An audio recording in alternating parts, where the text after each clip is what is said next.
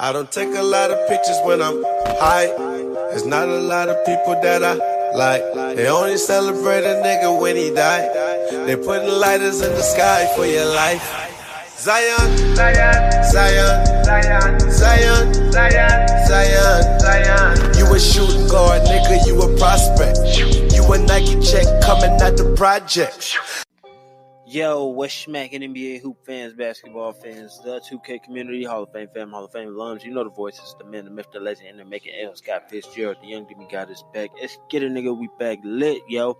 Welcome to the vibe. If it's your first, second, third time listening, I appreciate you. If you haven't already, first smack yourself, then smash the like button, smash the favorite button, join the Hall of Fame alums, Hall of Fame fam. Subscribe, follow the Twitter, the official handle, HofPressBadge on Twitter, man.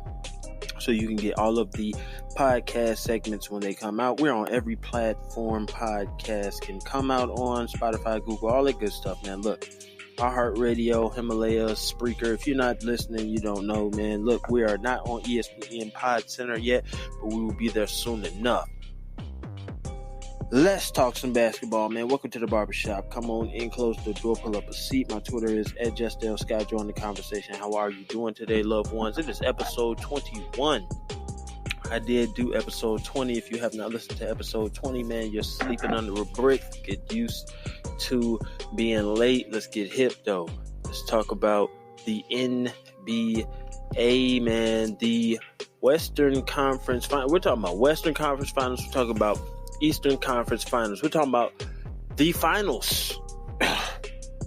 Talking about the promised land. We're almost there, man. The finals. You know what I'm saying? They're shaping up. And it's time to talk about it right here on Hall of Fame Press Badge. That is the show. L. Scott Fitzgerald is the name. Basketball is the game. Also, I will be pardon me, guys. Also, I will be talking about okay, of course, the first playoff games, the conference finals. I'll be talking about the draft lottery a little bit, just for a couple of seconds. And I'll talk about the usual suspects for a second, talk about some of these coaching changes and stuff like that. And I'll talk about the website and some of the polls and stuff. We'll be right back and get my badge dirty. Don't you go nowhere. Stick around. Don't you go nowhere. Don't move. Hall of Fame Press Badge is the show. Be right back.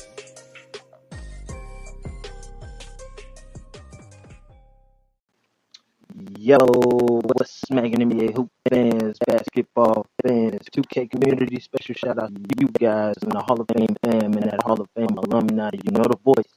It's the man, the myth, the legend, and the making L. Scott Fitzgerald, the young demigod is back. Let's get it. Welcome to the vibe. This is Hall of Fame Press Badge, and I just got a question for y'all. Hall of Fame alumni, have you ever wanted to start your own podcast? Well, Anchor is a one-stop shop for recording, hosting, distributing, and monetizing your own podcast. 100% free, man. Just get on anchor.com/FM/start and get on there and join up. It's 100% free, man. If you ever wanted to start your own podcast, it's fun, man. I've been doing my thing. And hopefully you guys are enjoying that ride that I'm on my road to 99. Let's do it, man. Continue to grind. I work the hard workers. It's your boy Fitz. We gone.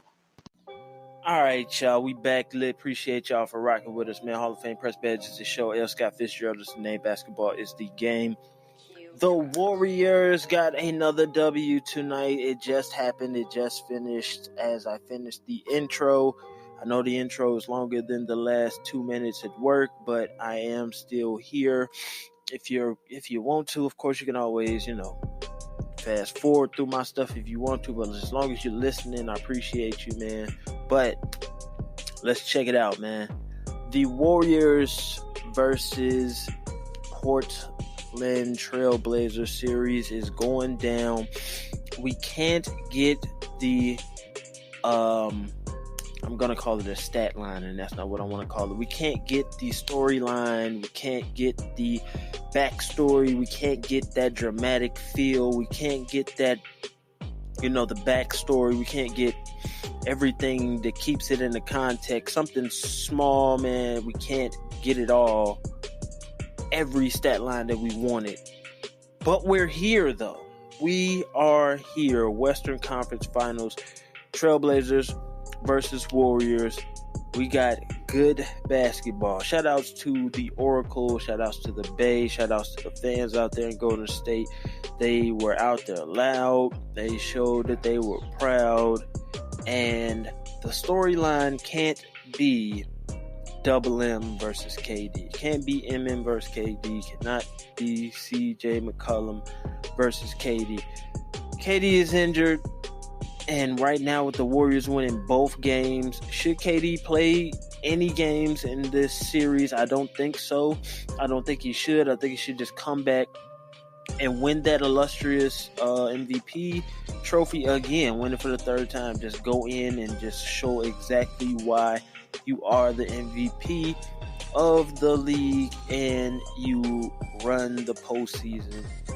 Show why. You've been running it for 3 years now. I'm not going to say 2, but you've been running it for 3 years now.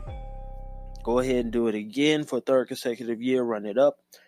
And who knows, you know what I'm saying? Should he play this series at all? Should he play any games? Should he play the closeout game? Say that they somehow are able to get it in 5 or 6? Should he come back for game 5 or 6 and try to close it out? I don't know. How do you guys feel about that Hall of Fame, fam? Hall of Fame. Stop being dirty. How do you all feel, fam? I appreciate the love, the comments. I get them all the time. I appreciate it, man. Shout outs to Joe Ingles on Hardwood Amino, man. Shout outs. What's up, Joe? Hit him up on Hardwood Amino. But let's talk about the actual game, man. Let's talk about the storylines that surrounded it and stuff. But let's get into it. The crowd was electric out there in the Bay. And what happened is the Warriors felt that from the tip-off. And they got to, kind of a rocky start. Not really too rocky, but it was a good basketball start for those guys. They played some good defense. And they just hit some tough shots, that first quarter where the defenses on both ends were actually playing pretty good. 23-27 was the tally for the first quarter. So, things were, looking up for Portland Trailblazers for a little minute. They still in the game. But they allowed the crowd to get into it. When I say they allowed the crowd to get into it, I mean players like Jerebko are able to get hot and score baskets. When they get the ball in their hands, the crowd is ready for them to do anything. They're ready to just scream. And what happens is they end up, the gravity of those guys, Steph and Clay, it allows for Kevin Looney and Jerebko to end up getting open in the flow of the offense, and Jonas Jerebko showed out in that second quarter, hit a couple of threes in a row, just nice wide open, just he ends up in the crease in the corner, ends up in the top of the key wide open. Just keep feeding them, they're not going to step up on you, just keep feeding them. And what ends up happening at the end of the half, because later on in that second quarter, Steph gets a couple of threes up, they go. Happens is in the beginning of the third quarter, what happens is Golden State Warriors play Golden State Warriors basketball. They put on a clinic in that third quarter, and Steph Curry, shout outs to you, hats off to you, man. Take a bow. You hit all of those damn threes in that third quarter, and it left the door wide open. You can feel the energy, I mean, not the door wide open, but it was shutting the door on them, Basically, what happens is in the Oracle, when Clay, when Steph, and when KD gets to hitting those threes, it's daggers every time, because you hear that orchestra bell. Wow, I'm tripping tonight, guys. My bad. Pardon me. You hear that organ playing, Dun, dun, dun, dun, dun, dun, dun, dun. You hear that in the background or whatever, and honestly, it is just infectious, because everybody wants to hear that after a while. And what happened in that fourth quarter is Draymond Green hitting threes, Cook hitting threes, once again Jerebko hitting threes. Like, Cook definitely shout outs to Cook. Duke basketball. He got drafted by the Warriors, went to the D-League. He's there showing that he is worth putting on the court. He is worth the dollars that he's getting paid. He's worth the he's worth the price of admission out there in Golden State. So he went out there, played good basketball, put up a couple of threes, and they went in. Like I said, the gravity on the team that Steph Curry allows is a lot. You know what I'm saying? 'Cause you have to cover this guy. You just have to cover him. You have to be touching him at a point. Like, you have to be within arm's reach of this guy. And, fingertips. Like, your fingertips got to be touching him somehow. You got to be that close. And if you're not, it's basically wide open. You know what I'm saying? It's basically a wide open shot. But because of that gravity, he's able to get off some crazy passes to Andre Iguodala, and then he gets off another crazy pass where they swing the ball all over the court because Steph Curry attacks. And I mean, the whole defense just collapses in on him. He throws the ball out to a wide open Draymond Green, and Draymond just sees right over the basketball court, and Looney's just waiting, just walking, just casually walking up to the court, throws the ball over there to him, and he just lays it up. It's just the fact that his gravity is what it is, man. Rodney Hood played some crazy good basketball. He got hurt a little bit, but he got back up, you know what I'm saying? And he seems like he is going to be a definite X factor. He needs to be starting over Mo Harkless, but that's, neither here nor there, but that's what they have going on out there in Portland. Shout outs to the little brother, Mr. Steph Curry. He is hooping it up. That is the storyline, the narrative that they're going for. The brothers playing basketball. Shout outs to the Curry family, the royal Curry family, as Steve Kerr would call them. Shout outs to him. Shout outs to the coach. You know what I'm saying? It's really amazing to see the Curry family being what they are. They really are a example of I wouldn't even say perfection. It's just an example of the culture, an example of hard work, the example of the sport itself, going from generation to generation. And it's just talent all over the place. You know what I'm saying? Talented people, beautiful people, black people. It's powerful. You know what I'm saying? It is what it is. But 96-116 was the final score out there, man. Golden State putting on a clinic in that first game. They really lit it up. And game 2. Let's talk about game 2.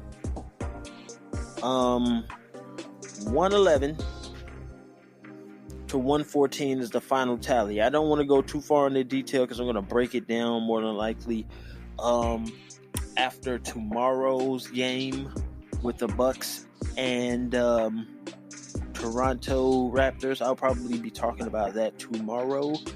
But, you know what I'm saying? I'll do the breakdown. But 111-114, I watched a little bit of the game. I'll just say right now that Dame and CJ did not have enough points. That's what really killed them. Those guys did not put up enough points. They need help, man, but they don't have it. They don't have it. It's gone. And there's nothing more that they can do other than try to play as close to perfect as they possibly can. And the Golden State Warriors do not allow you to do that because they force you to play Golden State Warriors basketball with that pace and space. So they have an uphill battle, you know what I'm saying? Shout outs to the Warriors. They handle business at home and they kept home court advantage, and now the series shifts to Portland. And we'll see what happens out there. I feel like crap. I am a little bit under the weather, but I am going to continue to keep going, man. Definitely going to relax, and continue to work hard, all right? Toronto Raptors versus the Milwaukee Bucks. First of all, shout outs to Milwaukee. The hospitality is real. The crowd was out there definitely excited. They are a number one seed for a reason, and they do have a benefit. They have a advantage. Yes, that Milwaukee crowd is nothing to play with out there. They are very raucous, very ready, very turned. Lowry. Let's talk about Kyle Lowry, man. Kyle Lowry in this game deserves a lot of praise, a lot of credit. He deserves a hand clap. He deserves a wave. He deserves for me to talk about him a lot, and I will do so. So let's just go straight off the dribble. We gonna go just like that to Kyle Lowry. I apologize for being dirty. I know that sounded horrible, but it's the breakfast of champions, okay? Shout outs to Simply Orange with this orange juice that I'm drinking and the Arizona tea. Listen, I feel like crap. Listen, bro.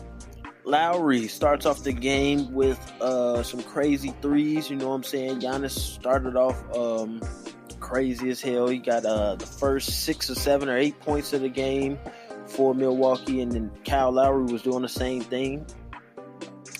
Marcus All gets started off on from 3, and I tell you, man, the Bucks were not doing good from 3 to start off the game. You know what I'm saying? They started off 0 for 6 from 3, but let's talk about Kyle Lowry some more, man. He is an underrated rebounder. What I'll say is, for him to be the size that he is, sometimes he gets some rebounds.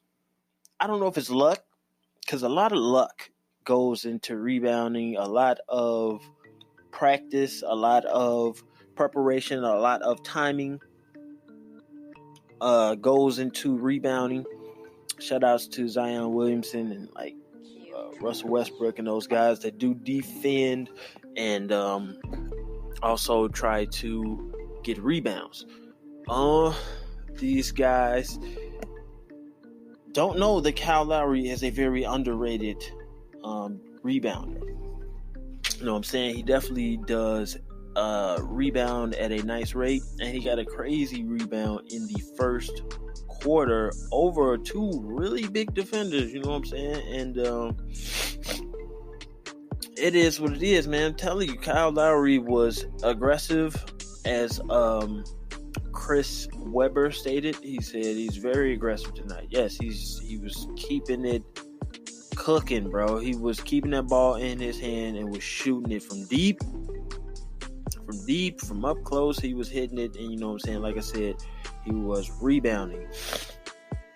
Giannis hits a 3 early in the first quarter, so I mean, nobody else is hitting threes, and Giannis says, "Forget it, I'll just try it." You know what I'm saying? He sling it up there and he hits a 3.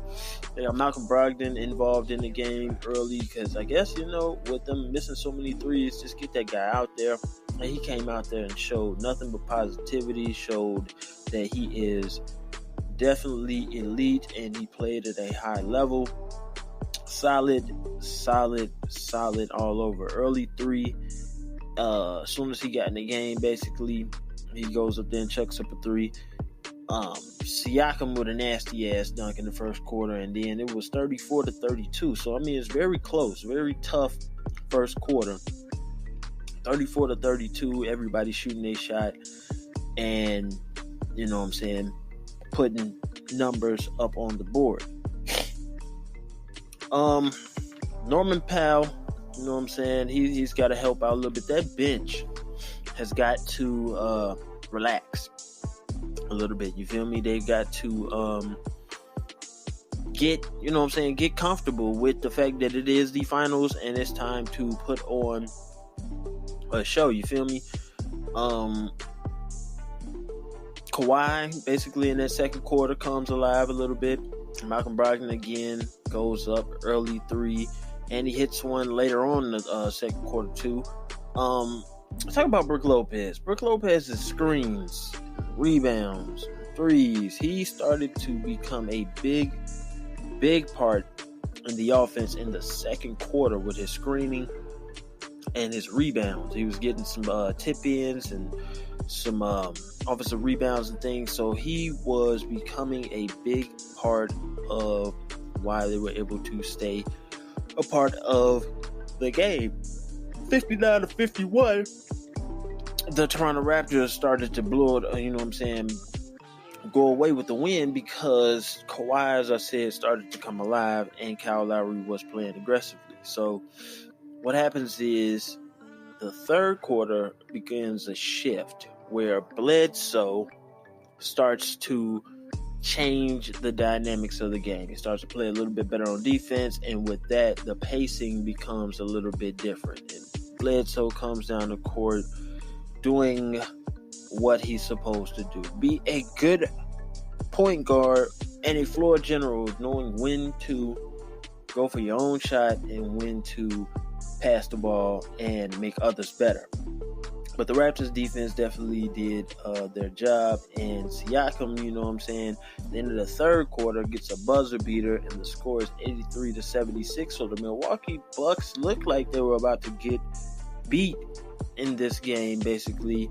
And Siakam's buzzer beater, it seemed like nobody wanted to guard him. I did not think that he was going to get as far down the court with 4 seconds, but Siakam's legs, man, I'm telling you, this guy is Chris Bosh, what he was in Toronto. He was definitely that, just as nice as people are screaming and going crazy over Pascal Siakam. Chris Bosh was just as lethal back then. If you don't know, check the game tips. You can do your facts. You can get yourself a little facts check whenever you like to. But in my opinion, that's just my opinion. Siakam versus Chris Bosh. I don't know. I would take Chris Bosh in Toronto. It's only been a year or two, but still, even in his rookie year, Chris Bosh and Siakam right now they're at the same level right now. Basically, the same type of spectacular, the type of don't let him get the ball, the same type of ferocity that he would show going toward the basketball, playing at a high level. He used to snap, man. I'm telling you, he was definitely above average. But let's get back into it, though. Kyle Lowry goes off from three. He started cooking Lopez in the fourth quarter. They somehow kept on getting switched on to each other, and he was cooking them, man. There was some nasty step backs, and Kyle Lowry was aggressive, in Chris Webber's own words, man. But Brook Lopez started to turn up in the fourth quarter. As I said, that second quarter, he was very involved, and it ended up being nothing more than the same in the fourth. But he was hitting shots, in that fourth quarter. I'll tell you, Giannis, later in the game when the score was tied, Giannis did something that showed me that he's definitely trusting of his teammates, but he's a little bit scared in the fourth quarter to get sent to the line. He doesn't want to catch a body. He's not trying to go too far and dunk too hard on people. He's trying his best not to get 3-second calls. He's trying his best not to hurt anybody or hurt himself. He's trying to basically just do as much as possible that where he's not overstepping his boundaries. He's trying to kind of almost change his skill set a little bit. He's shooting threes. He's trying to get into the paint without fouling. He's trying not to knock over too many people, because they are giving the other people, whoever's on the defensive side, they are giving them the benefit of the doubt when he's coming down the court on the offensive side. But it's neither here nor there. He's just continuing to work hard, and Giannis is going to continue. Because I'll tell you, the first game against the Celtics seemed like something, and he just instantly corrected it. It seems like Toronto is going to correct something on Giannis, but Giannis is going to again recreate redirect what he's going to do. And, you know what I'm saying? He's not going to let him, you know what I'm saying, stop him at all. It got to be 88-88. You know what I'm saying? The crowd going crazy in the fourth quarter because they somehow come back. You know what I'm saying? As I said, 83-76 at the end of the third quarter. It's like, well, Milwaukee looks like they're just going to blow a big first game again. You know what I'm saying? But we were able to get it back tight, 88-88 in the fourth. And Kyle Lowry, man, 13, 15 points, like, in the fourth quarter. He was going off, man, hitting all those damn threes. And Brook Lopez doing the same exact thing on the other side. He helped out for the Bucks, scoring about 11 points in the fourth quarter. And those two guys, man, they deserve big pats on the back. God bless those guys. They put up good numbers and they put on a show out in Milwaukee. But with that said, the Milwaukee Bucks did come away with the W, 108-100. Toronto has some work to do. They have an uphill battle. They are playing game 2 tomorrow. I will be doing the breakdowns for both of those tomorrow. But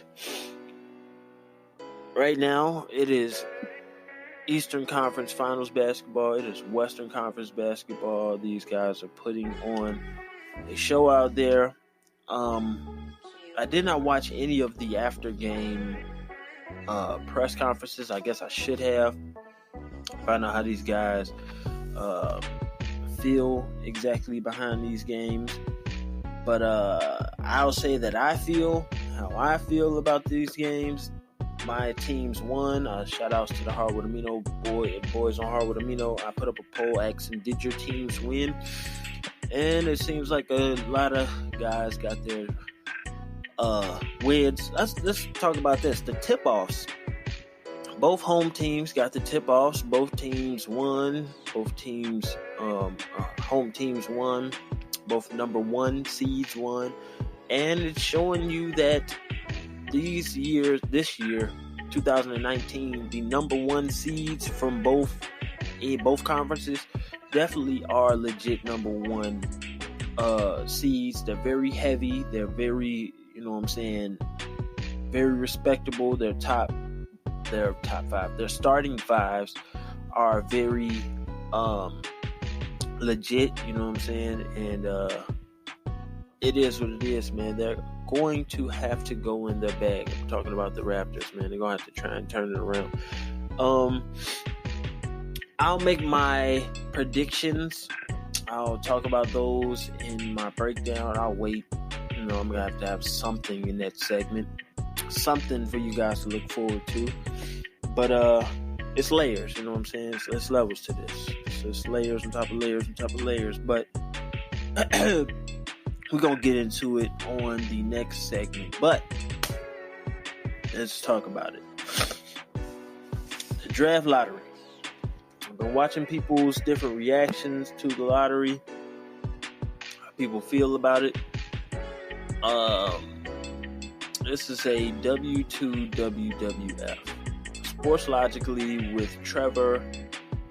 His feelings or the word around the league and a couple other people, because he likes to sort, he likes to cite his sources and different things like that. If you check out his channel on YouTube, that's something to watch. He is breaking down the draft lottery, and then he does a second video to talk about the draft lottery. So if you want to check out both of those, I won't go too far into what those videos are about. I'll just let you watch them. So a little bit of cross promotion here. Shout outs to Trevor Sports Logically on YouTube. But people are voicing their opinions. Shannon Sharp, Skip Bayless, Undisputed. You got First Take. Got Terry Rozier on there. You had on First Take, you had Michael Rappaport on First Take. You got Odd Couple, you got Colin Cowherd, you got everybody that's talking something. You got Doug Gottlieb, you got all these different guys speaking on all the talk heads talking and speaking on the draft lottery. Stephen A. Smith said it the best. If Zion does not want to play basketball in the Smoothie King Arena, then he needs to say so to the organization right now.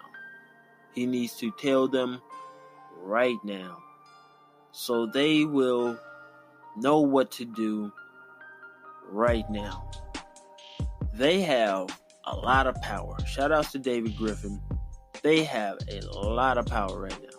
They can do a lot of shifting and shaking in New Orleans. They just have to find some willing participants to play basketball in the Smoothie King Arena. I don't think they have that, you know what I'm saying? I don't think that they have too many players that are willing to play there. You're giving Solomon Hill as much money as you're giving him. You're giving Etuan Moore all this money. You're giving Omer Sheik all of this money when that traditional basketball, back to the basket center is no longer what people need. Just clogging up the lane. These guys are going to have to shift the culture. And I tell you, David Griffin is a good GM. He is going to try to do the best he can. And God bless him. You know what I'm saying? Nothing but respect. But if Zion does not want to play basketball in New Orleans, he needs to tell somebody. He needs to say something. He needs to let the organization know immediately what he is trying to accomplish in the NBA, and when he goes for those pre-draft workouts and things, he has to be upfront and honest about what he wants to happen. When he goes to go meet these GMs and stuff, he needs to let them know. Ja Morant going to Memphis just seems like that is going to be where he's headed. It just makes sense. Everyone is throwing the heir apparent. Everyone's saying the Ja is number 2. He's just a 2 overall. He's a 2. That's where he's going to land. I'm cool with everybody saying that. He and Triple J, that's what they're going to have to build around. That's not too bad of I won't even call it a 1-2 punch, but it can become one of those. It can become, Steve Nash, where he's very ball dominant. Ja Morant, who I'm talking about, Ja Morant could be Steve Nash, and he's very dominant with the ball and passing the ball to a young Amari Stoudemire in Triple J, and maybe they can build around the team looking like that, feeling like that, and Memphis will have something formidable to look at in the future and stuff like that. Let's talk about the third pick, though. Let's talk about the Knicks. The Knicks are mad. Knicks fans are mad. People in New York are mad. We're going to talk about it.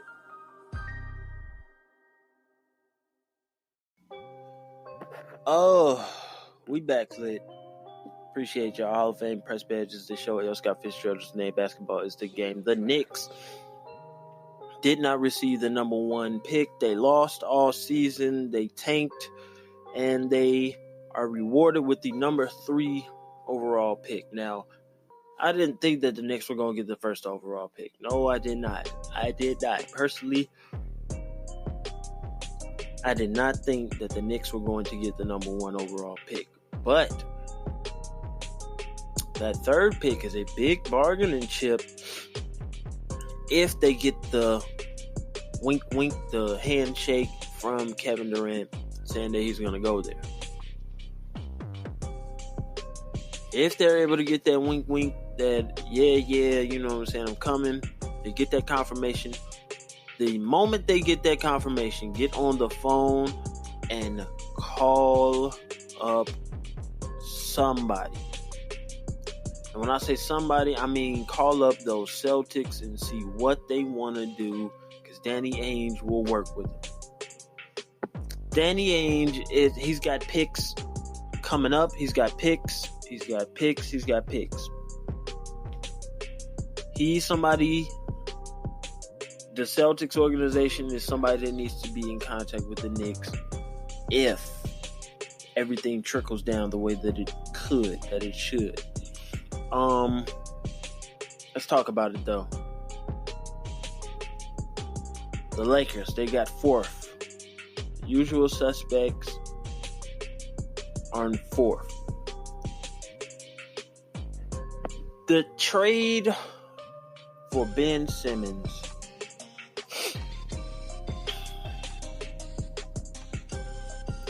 this is funny here, because let's do this here, because I heard something. Somebody said something. I don't remember who I wanted to cite, but listen, somebody said somebody is going to be on the side of Lonzo. It's going to be the Lakers, and Lonzo is going to be the point guard, and somebody is going to be next to Lonzo. They're talking about a backcourt with Cam Reddish or RJ Barrett. Neither one of those guys next to Lonzo is going to be a good fit. RJ Barrett can shoot the three better than Lonzo, but he becomes basically almost the total opposite of Lonzo in the fact that he's left-handed and Lonzo is right-handed.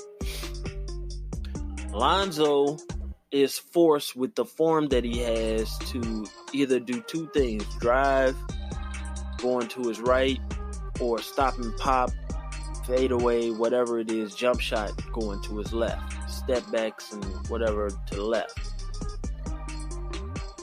It's the same thing with RJ at this point, where he is only left-handed, where if you're driving him, when you're making him drive to the left, or he's stepping back to shoot to the right. Yes, RJ can shoot better, but I don't think that is a good decision. They've got some work to do. The Ben Simmons for LeBron James talk, the organization all over the place. Who knows what the usual suspects are going to accomplish, but they've got so much work to do. That fourth pick overall is not good enough. It's really not. The comments, the narrative of this is a 3-player draft and whatever, blah, blah, blah. There is still Taco Fall. There is still Darius Garland. There is still Jared Culver. There is DeAndre Hunter, that's name just is somehow thrown into the top 5, and I didn't think that he was a top 5 player overall, but whatever. But I just named 5 names. It's not just the top 3 guys.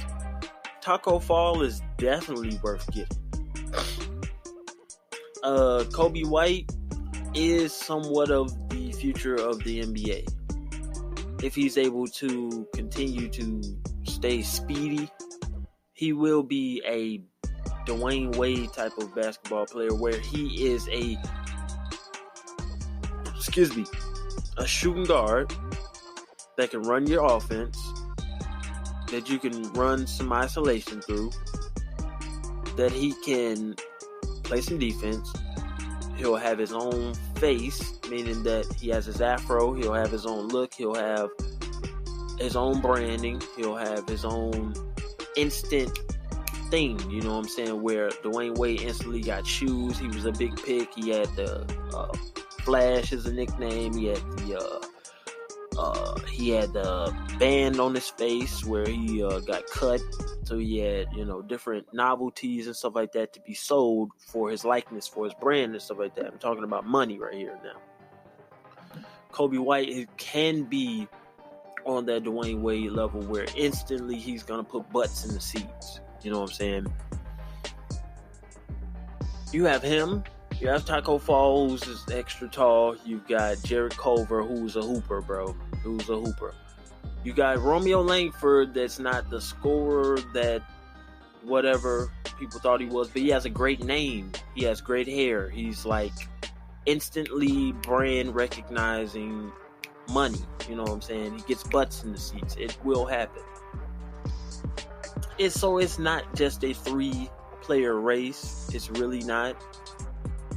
This draft can be more lucrative than thought of, but I'll tell you this: the usual suspects, if they're able to get like Taco Fall, hey, that's a good pick.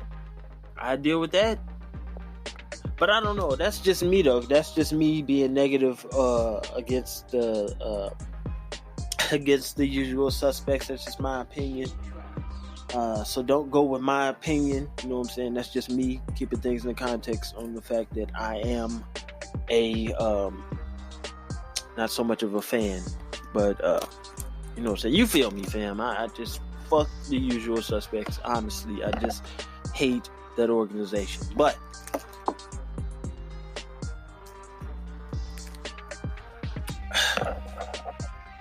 shout outs to those guys for getting that 4th pick overall. But let's jump down. I want to jump to number 6. Talking about the Suns. They lost all season. They lost over and over. Plenty of games by big numbers. Big amounts. But they were only given the 6th pick. They got a center. Maybe Kobe White is a good decision for them out there. Maybe Cam Reddish is a good pick for them out there if he ends up sliding all the way down to 6.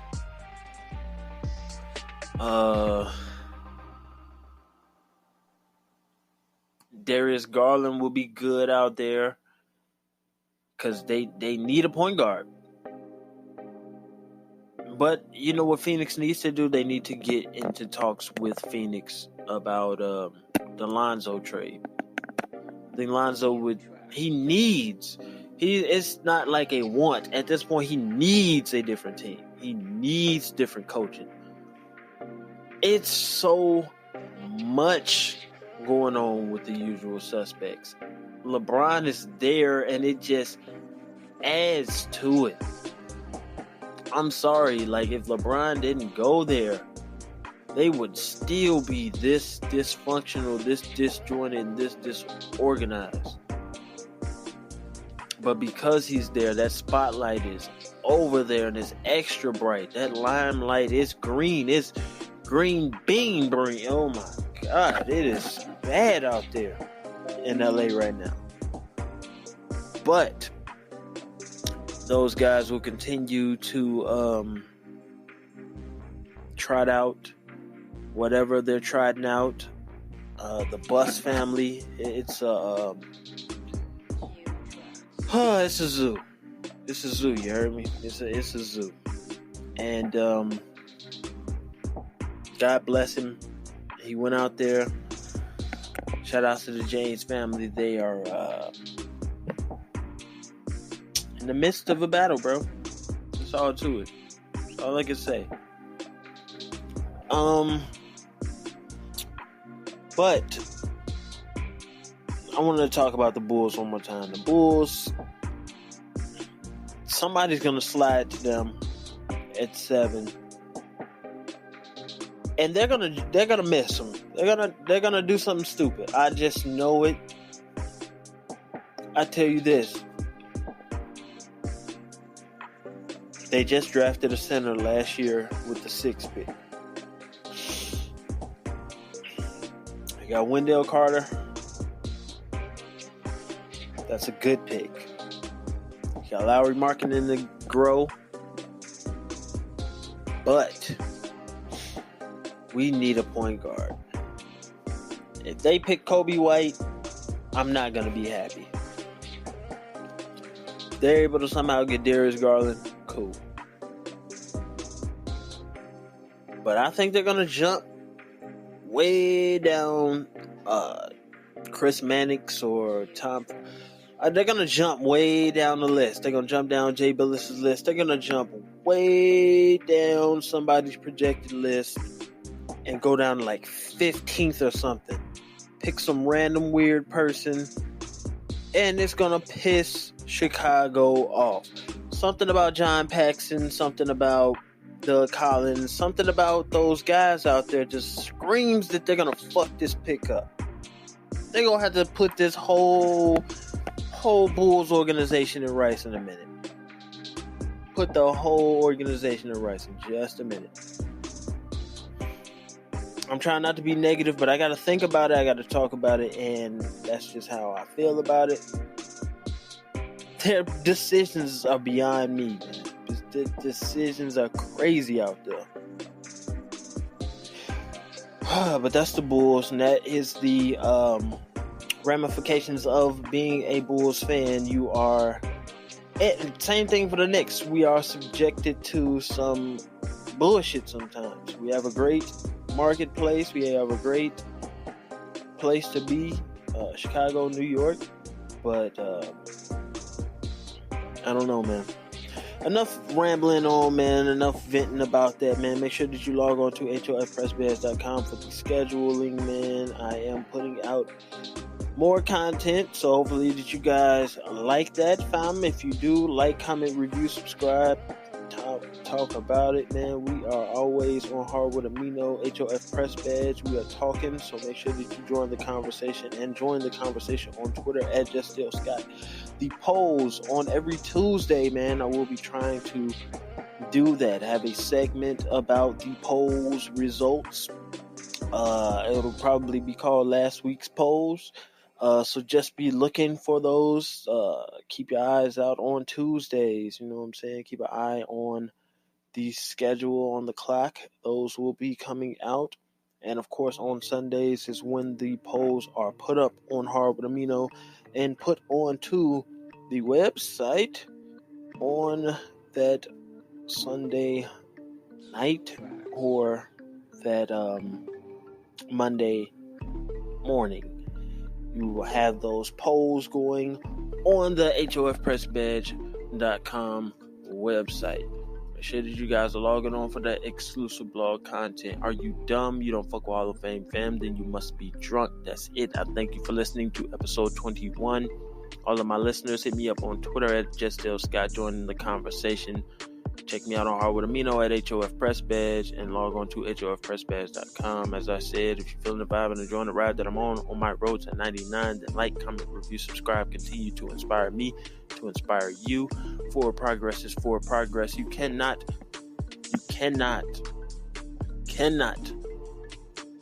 move on, move forward without Bleh. I just ruined my motivational quote. Sorry. Let's start that over. You cannot prosper and move forward if you're killing your todays. You cannot worry about your tomorrows if you keep killing your todays. I just ruined that. I apologize for butchering that. But I appreciate those that stick around for the motivation at the end. I don't know. Is positivity really better than negativity? I don't know. We're on ESPN. We're not on ESPN radio or none of that good stuff yet, but we will be soon enough. Continue to inspire me to inspire you. I know that this outro is extra dirty, so I need to stop being dirty. Tell me to tighten up, and I definitely will. You could have been anywhere in the world, but you're here with me. I appreciate that, man. Ball is life. Let's grind. Close the door behind you on your way out. The shop is closed. It's Fitz. Let the dreamers dream. And like that, we gone. Zion, Zion, Zion, Zion, Zion, Zion, Zion. You a shooting guard, nigga, you a prospect. You a Nike check coming out the project.